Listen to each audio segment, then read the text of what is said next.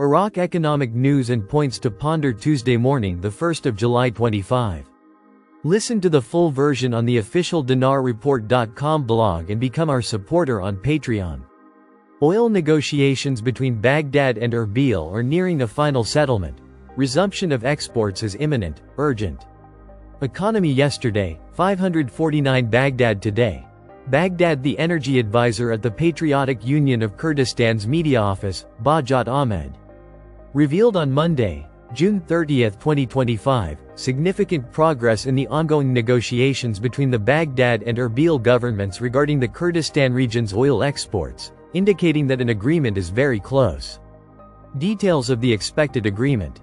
Ahmed told Baghdad today that the federal government's technical delegation had returned to Baghdad, while another delegation from the Kurdistan regional government, including the chief of staff of the regional government and the Minister of Natural Resources, headed to the capital for an expanded meeting with Oil Minister Hayyan Abdul Ghani. Ahmed explained that the results of the negotiations are very positive, and an agreement is imminent. The issue of resuming Kurdistan's oil exports may be resolved within the current week.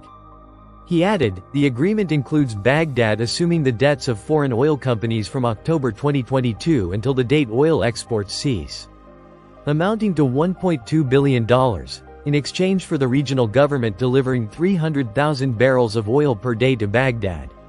Ahmed continued, OPEC meeting and increasing Iraq's share.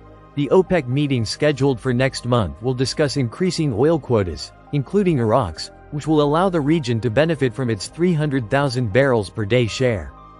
It's worth noting that the Kurdistan region's oil exports via the Turkish Ceyhan pipeline were halted in March 2023, following a ruling by the International Court of Arbitration of the International Chamber of Commerce in Paris, which upheld the Iraqi federal government's position as the sole authority authorized to manage oil exports. Since then, Baghdad and Erbil have engaged in a series of negotiations aimed at reaching a new agreement that would guarantee the resumption of exports in a legal and orderly manner.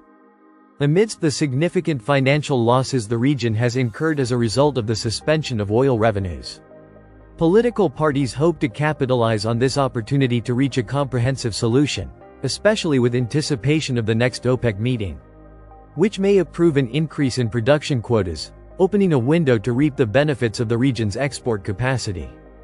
Development Road. The first direct freight transport through Iraq economy, the 28th of June 2025. Source: Russia Today. 8755 views. Istanbul, Turkey, hosted a ceremony to launch truck transport operations between Turkey, Iraq, Kuwait, Germany, and Jordan. The ceremony was held on the sidelines of the Global Transport Corridors Forum, held at the Istanbul Congress Center. Agency reported Anadolu that the transit route through Iraq had been closed to transportation since 2003, preventing transit through Iraq. She added that with Baghdad implementing the truck system, the transit route was opened, with 3 vehicles departing on June 25 to transport goods to Kuwait via Iraq, marking the first direct shipment to Kuwait in 22 years. Since the transit route through Syria has been closed since 2011, direct land transport to Jordan has not been possible. The agency noted that on June 27, 2025, a vehicle carrying goods from Germany was transported to Jordan via the Turkey-Iraq route, marking the first direct land transport to Jordan in 14 years. Speaking at the ceremony, Turkish Minister of Transport and Infrastructure Abdulkadir Oralolu said they want trucks to travel by land from Turkey to Iraq, then Kuwait and Jordan as the first stage of the development road. He added, "We have made a preliminary start. This is a rehearsal for the development path. We will have implemented the initial project to maintain the vitality of the corridors.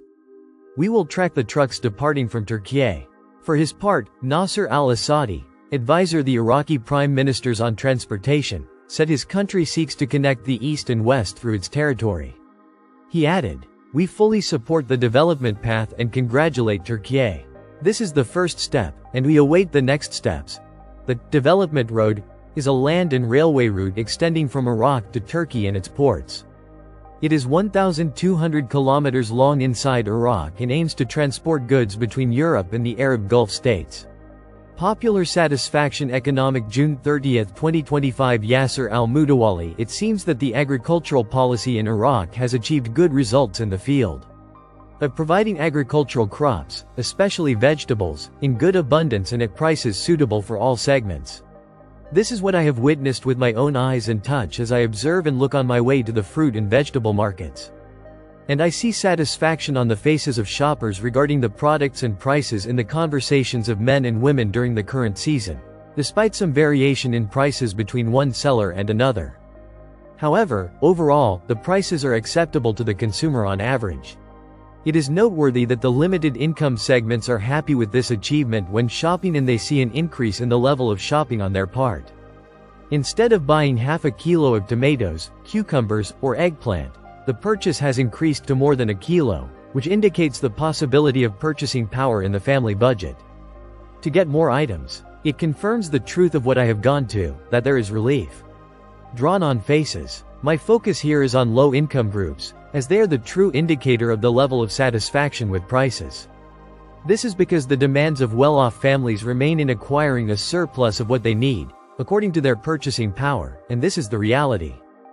This phenomenon indicates the Sudanese people's support and interest in the agricultural sector, as they are from this class decline first, and then their specialization as agricultural engineers and their reliance on expert advice.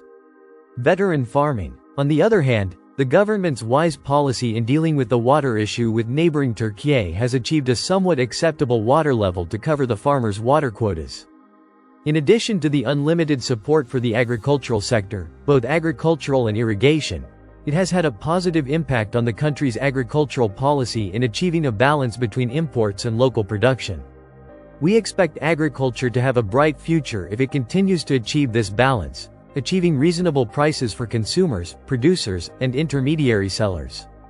Perhaps one of the results of the development in agricultural policies, which is a reflection of the unlimited support from the government, is the increase in the rate of production of strategic crops, wheat, barley, corn, and other crops. Fodder and barley. It must be noted that this support has also been reflected in encouraging farmers and agriculturalists to adopt modern irrigation techniques, as well as agricultural mechanization, which the government has supported the provision and importation of, along with ongoing guidance programs on their uses. We hope to maintain this happy model that achieves food security and brings joy to low-income groups in obtaining it on her daily sustenance easily. Listen to the full version on the official dinarreport.com blog and become our supporter on Patreon. Source: dinarrecaps.com